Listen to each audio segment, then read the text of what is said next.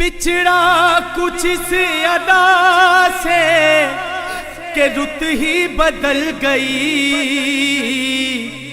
ایک شخص سارے شہر کو ویران کر گیا،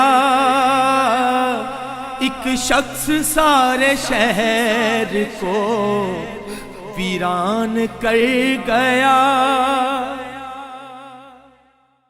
بابائے صحافت ڈسٹرکٹ رپورٹر روزنامہ پیغام فیصل آباد۔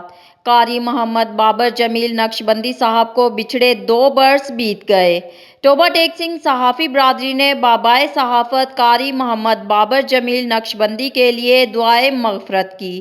اللہ پاک قاری محمد بابر جمیل کے درجات بلند فرمائے اور ان کی قبر انور کو جنت کے باغات میں سے ایک باغ بنا دے، آمین۔ خبروں کا سلسلہ جاری رہے گا، ملتے ہیں ایک چھوٹی سی بریک کے بعد۔